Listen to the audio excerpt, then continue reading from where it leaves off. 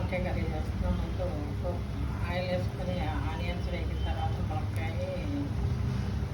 వేసి బాగా మగ్గిన తర్వాత ఉప్పు, కారం, పసుపు, గరం మసాలా, కొంచెం కొబ్బరి, పచ్చి కొబ్బరి వేస్తాం. ఇందులో కొంచెం వాటర్ వేస్తే దగ్గర పడిపోయాక కూడా వంకాయ ములక్కాయ కర్రీ రకం.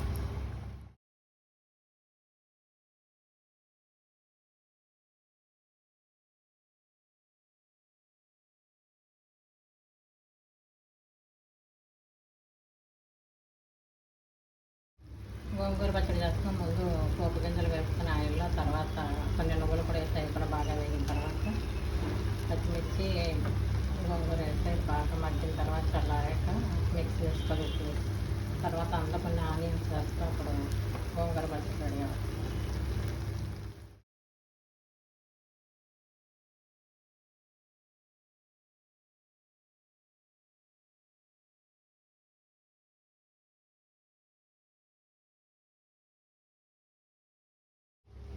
బొంబాయి చట్నీ చేసిన ముందు పోపు గింజలు వేగిన తర్వాత ఆనియన్స్, పచ్చిమిర్చి వేసి అది బాగా మగ్గిన తర్వాత కొంచెం వాటర్ పోస్తే ఇందులో ఉప్పు, పసుపు వేస్తాం. ఇది బాగా మరిగిన తర్వాత ఇందులో శనగపిండి వాటర్లో కలిపి వేస్తాం.